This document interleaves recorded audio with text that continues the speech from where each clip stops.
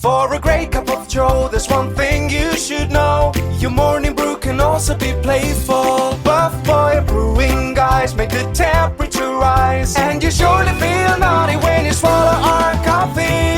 If you want some real heat, give your mouth a fine treat. You will want some more, rest assured. Buff Boy Brewing, you can't get enough of. It's time for The Scribble, your weekly fix of celebrity chats, bizarre stories in the news, and basic random chatter with best-selling author and syndicated radio host Jeremy Bradley. Make sure your seat is in the upright and locked position and your barf bag is securely in place. Here's Jeremy Bradley. Thank you very much, Larson. Jeremy Bradley here. This is The Scribble. We have a jam-packed show, so I don't even have time to do the usual chit-chat and waste the first 3 minutes of it. The Bachelor wrapped up this week on ABC. Clayton and Susie joined me earlier in the week on the radio, and we have that segment here for you. Now, I got to tell you, those are probably some of the toughest questions I've ever asked on the radio before.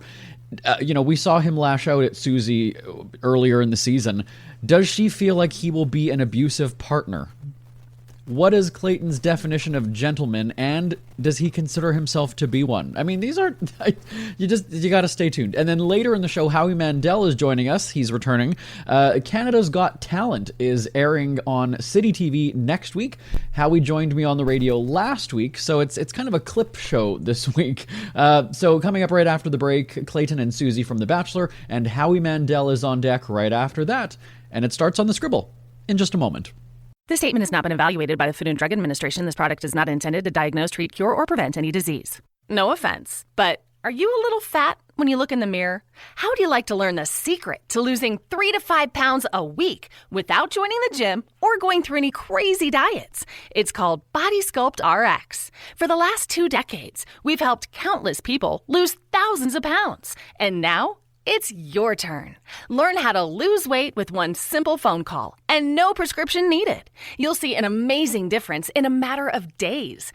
Don't believe us? We'll offer you a risk-free money-back guarantee. So, if you're ready to start losing weight, call right now and get a free month supply with your first order of Body Sculpt RX. Call now. You have nothing to lose but the pounds. 800-459-6838. 800-459-6838. 800-459-6838. That's 800-459-6838. Most of us are still suffering whiplash after last night's Bachelor finale, and judging how everyone was tweeting up a storm, I knew we had to get Clayton on the show. He's joining us, and so is his, I was going to say former ex, now girlfriend again, Susie. Hello, you two. How are you? Hello, that's exactly how I introduce myself as well. Her little mischievous self. We're doing great. We're happy to be on the other side of it all out in public now. Absolutely. And I mean, I got to tell you, first, I married a guy, so I haven't done the whole woman thing, but even I was sitting there going, what is he doing? Why? So, not to, pour more salt on this, but walk me through it. So you have a date, then you proclaim your love, literally screaming it, and then have a breakdown about what you did, and then the next day you'd have a date, and then you'd scream that you're in love, and then have a breakdown. Is that actually how it played out, or was that editing? Like, how did you not learn from your actions at that point? Take me back there. Well, when you say breakdown, I guess you said it twice there, as if I had 2 breakdowns. So I guess what are you speaking of when you say breakdown? The way it played out on the show is that we saw you, on a high, that you were in love, and then we see you talking to the camera, having sort of regrets about what you said or did. Is that how it played out, or was that editing? Yeah, so, I think I know what you're speaking of. So, essentially, I would go on these dates, and I compartmentalize these relationships where when I was with these women, I was with them, and I didn't think about the other relationships. I was fully into those moments. And I was at the high of highs, and me yelling to the mountaintops. I mean, I'm just, when I'm happy, I'm happy, and I like to just yell things out, and I jump around, and I'm high energy, and so those were great moments. And then, I think what happened is after the first date, second date, I realized that it hit me really hard, and I'm like, you walk out of here with one person, so you realize that you've just told multiple people now that you're falling for them. And this doesn't end well, no matter which way you look at it. Like, you've now gotten in pretty deep because you're falling for multiple women, and you really don't know how to navigate this environment that you've now just created. So I realized I was going to hurt people at that point, and that's when I started to have these moments of breaking down and realizing that there was no way I was going to avoid hurting some of the women. I mean, that's the case in every season, though, right? I mean, somebody's going to get hurt, whether it was because of the way the fantasy suites played out, and then you being transparent is the word that was used. You know, there is going to be hurt. It almost just kind of seems like there's hurt and then hurtist, if that's even a word. You know what I mean? And so that's, I guess, sort of what people were calling you out on. So you were talking earlier about your actions and things that you've had to relive. Would you change anything that you said, though? I mean, whether it was saying, I love you, or even lashing out at people, or the confrontations, would you take back any of the words from the season? Yeah, absolutely. I would say the Susie and I's night that we had at overnights, the way that I conducted myself on the tail end of that night, where I did raise my voice to her and make accusations saying I didn't know who she was anymore. I really wish I could take all of that back, because I was just really, really hurt, and I went into a really bad headspace that I absolutely wish I could take back all of that. I also, I believe that I was in love with those other women, and so I told them what I felt and how I felt in that moment. And so that's how I felt, and it's hard because as I look back at it, I ask myself, was I in love with all three of these women? And I believe I fell in love with all three of them, absolutely. I absolutely had love for all of the women, but I might have only, I guess, gotten to the point where I realized I only fell in love with Susie. I was just confused. I was really confused dating multiple people, and I didn't really understand how to make sense of what I was feeling in that environment, because I've never dated multiple people at one time. Susie, let me ask you, what was your reaction watching how things played out yesterday with, Rachel and Gabby both confronting Clayton on the finale? I mean, in a relationship, you generally stick by your partner. You have their back. Whose side were you on watching this all last night during the finale? I was on everyone's side. Clayton and I went into that night understanding those conversations were going to be challenging, emotional, and just tough conversations.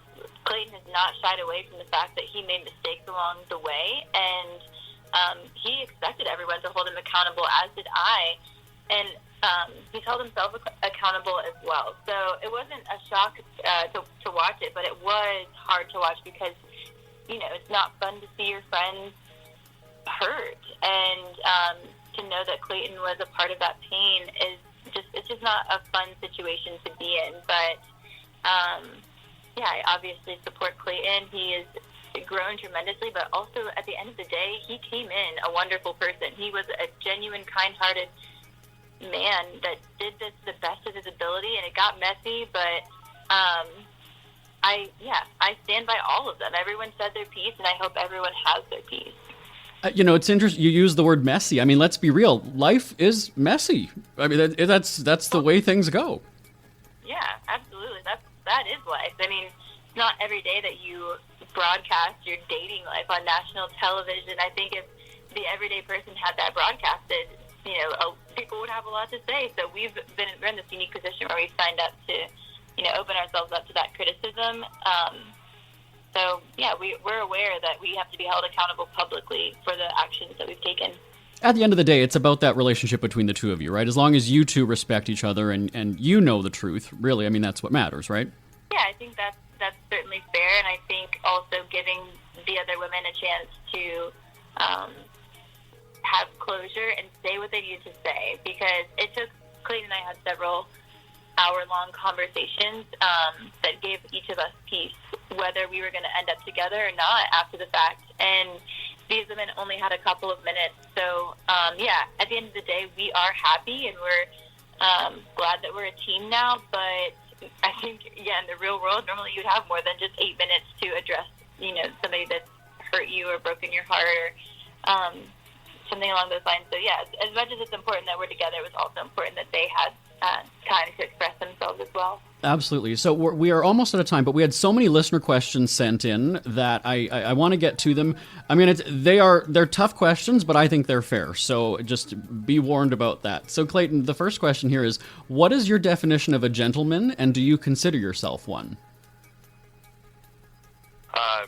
I think a gentleman is somebody that treats others with respect and really, does their best to be the best man that they can be, and whatever that looks like, I think is really different to everyone. But to me, I've always found it as respect is key, being a good listener, being understanding of that everybody has a difference of opinion, and being able to see every side of the story. With that, I really do believe that I had the best intentions, and so while I did sometimes maybe come across in a way where I was being disrespectful or maybe not aware of the other women's emotions, and I certainly could have asked more questions, I do believe I'm a gentleman. I just made the mistake of not over-communicating. I should have communicated more, but that doesn't mean I'm not a gentleman. It just means that I could have been better at asking more questions. I think those things are separate, but I had every intention of being the best gentleman I could be. Absolutely. And again, back to that whole life thing. Life is all about growing and learning, right? Okay, next here, Erica asks, Clayton, why did you feel the need to be on the defense all season instead of just listening to what people had to say? Why seek their advice if you weren't open to it? Yeah, I would disagree with that comment wholeheartedly. I think I have not been on the defense at all. I think I have sat and listened, and I've allowed people to give me constructive criticism, and I've only really ever offered explanations when people ask me. So that's how she feels, but truthfully, I don't believe I've been defensive at all. If anything, I've just been open to as much constructive criticism as I can get because I want to learn from it all. I would almost say there's almost no chance of avoiding that after you've gone through a process like this, right? I mean, that criticism is going to be coming left, right, and sideways from everywhere. It has, yeah. But you know what? You can always find positive in everything. So that's what I've done. I've tried to find the positive in every single piece of feedback that I've received. Absolutely. Susie, the question here, it says, we saw a vicious side of Clayton when you expressed your hurt that he'd slept with other people. He was the victim. You destroyed him. He lashed out, basically told you to get lost. It seemed cold and aggressive. How can you believe that he won't be an abusive partner when times get tough? I think a lot of people kind of took on that perspective, that angle. And I understand why, because, they don't have a clear vision of why Clayton's demeanor changed that night. And the show didn't go into details, but Clayton and I have since talked. His perspective that night was, after communicating, we went our separate ways, and he expressed that he felt like, I was looking for an out, and that I was potentially looking to just become the next Bachelorette or just come there to get famous, and disregarded the fact that his emotions would be disregarded. Like he basically thought that I was disregarding that, and that is something that really affected the way that he moved forward. But at the height of those emotions, that was one of the lowest. Well, that probably was the lowest point in your entire journey.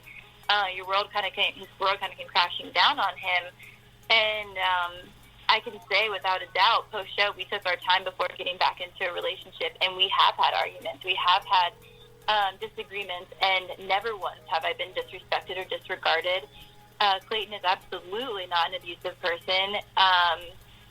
He didn't handle himself with the best demeanor that night, but in no way did I feel threatened. In no way did I feel like he was abusive in any regard. People have fights all the time. They're just not generally aired on national television. And I think a lot of times Clayton, being such a large person, and he's very tall, and he does have a strong voice, that I think people took that and ran with it. But I don't agree with the way Clayton treated me that night, and we've had that discussion, but that is not a reflection of who he is or how he argues. That was a moment in time when he struggled, and he's grown from it, and he takes a full responsibility for it. Absolutely. Okay, I've got less than 1 minute. Final question, Clayton, to you. When you watch back, do you feel that you were accurately portrayed on this show? Oftentimes we hear people blame editing, say it made them look bad. Did we see the real Clayton on The Bachelor? I'm not here to blame editing or anything. Again, they showed what they felt was most important to show. At the end of the day, people that want to get to know who I really am, they'll listen to the podcast. They'll go the extra mile to really figure out who I am. But you know what? No, there's so much more to me than what people saw on TV. I think all of the events were accurately depicted. So I give the editing team credit for that.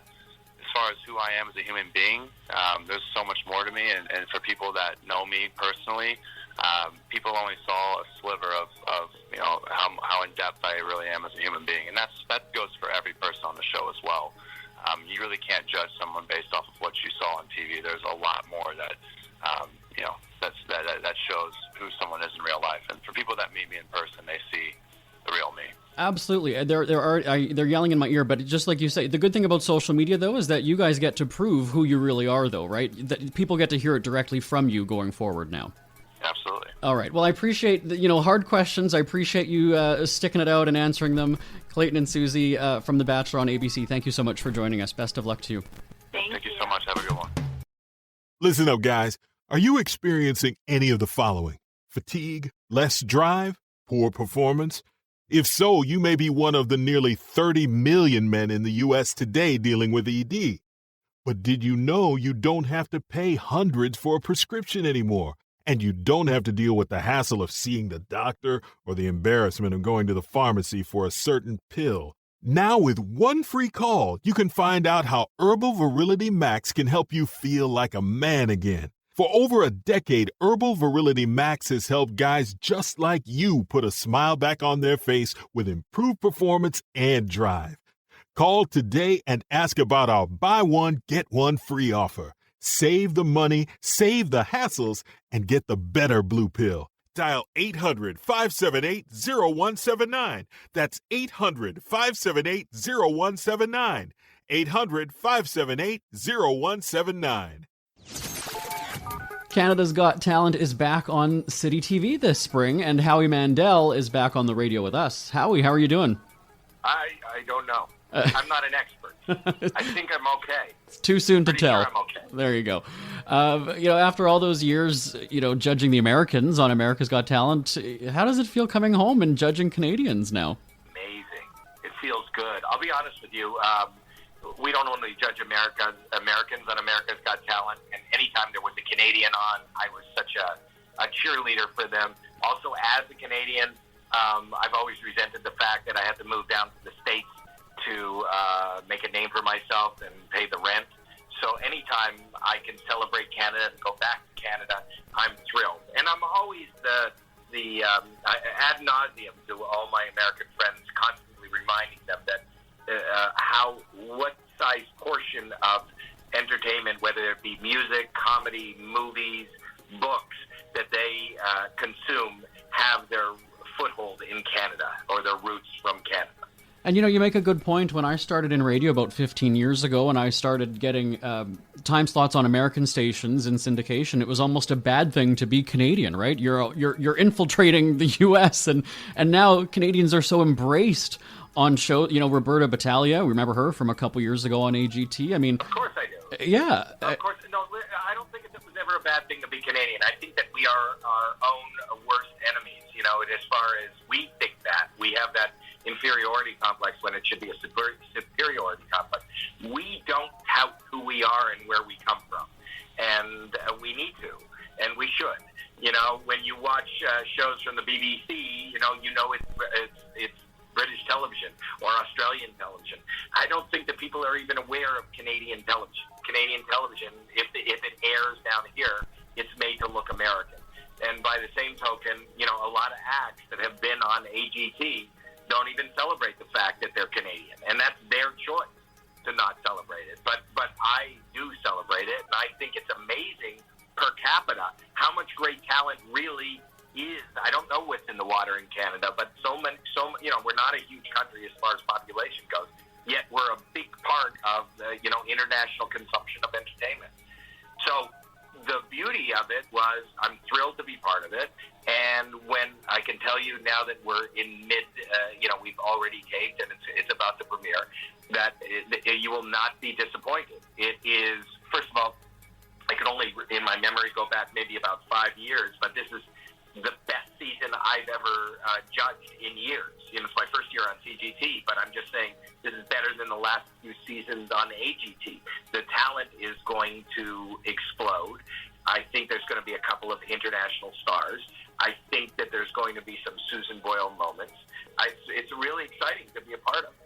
Which act, and you don't have to give a name or a spoiler, you can just say it was a singer or which act did you maybe prejudge before it started, thinking, oh, this is going to be and then thought, I was wrong, I misjudged that. Did that ever happen? Well, I think it's been 13 years of judging. I don't do that ever. I know and wait and yearn for surprises. So I don't judge books by their cover. So I'll never, that's the hardest thing is to not prejudge, and kind of wait for it. It's just like, I'm more surprised the other way than I am by something great. I've seen throughout my career and other thing, a 5-year-old walk out on stage and be an amazing operatic, have a great voice like somebody 10 times their age. What's more surprising is sometimes it just looks like this person and this act or this group really has it together. They're about, the music is about to begin or whatever it is. It's going to be a circus act and there's cables and then it's like, are you kidding me? There's nothing.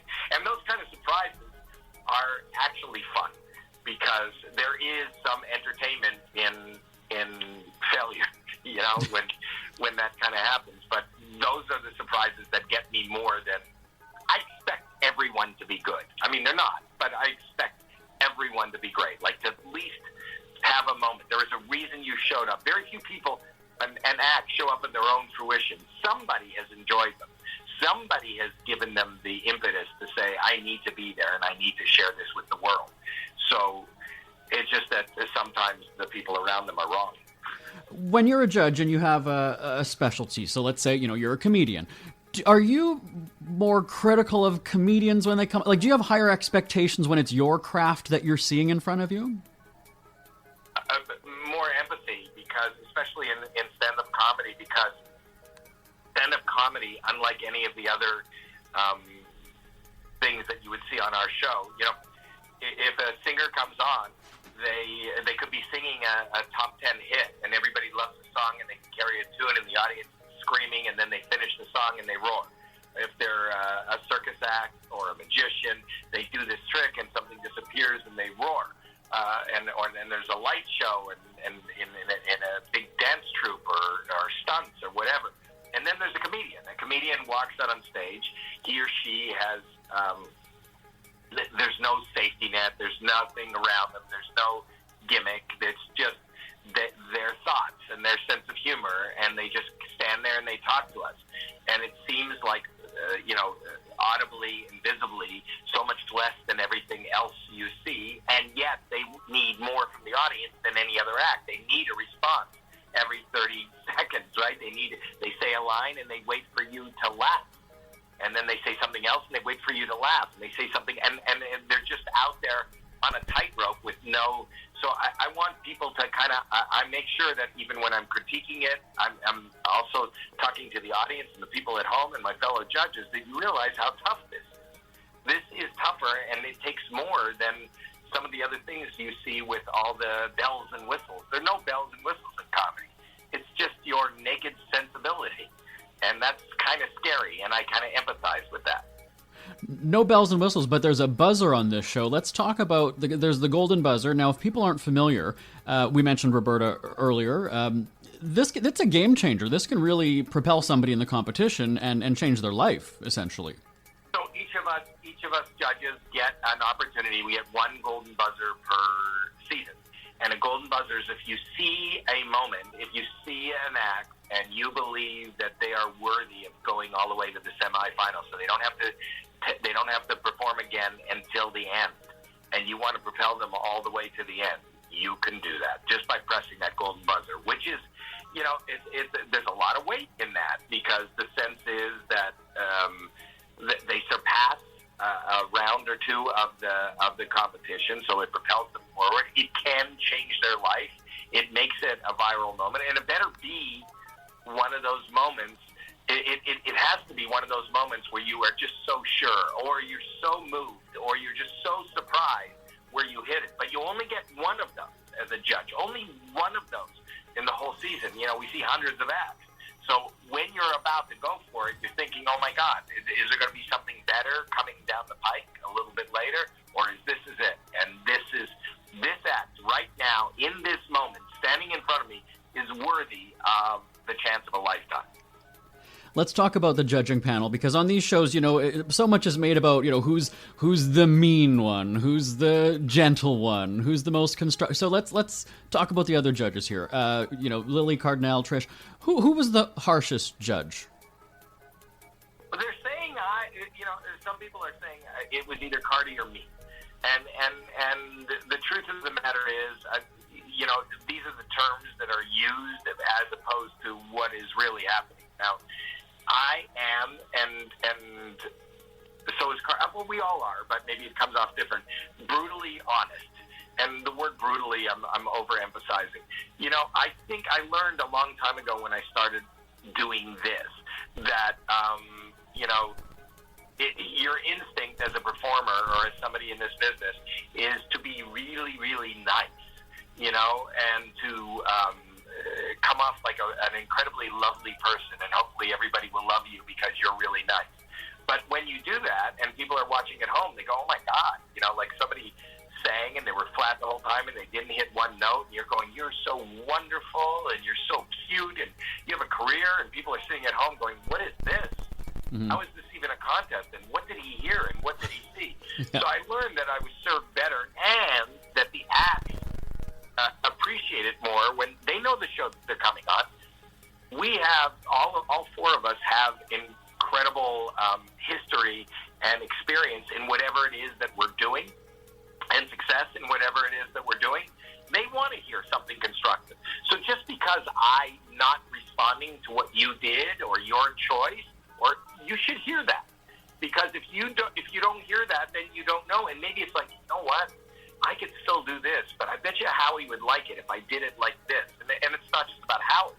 It's about maybe a whole swath of other people that you can end up, because ultimately you're going to have Canada vote.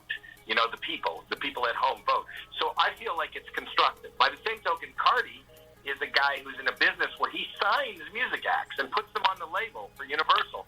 And he talks like these people want to get it. They're not necessarily a singer, but that's who he is. He's kind of used to that.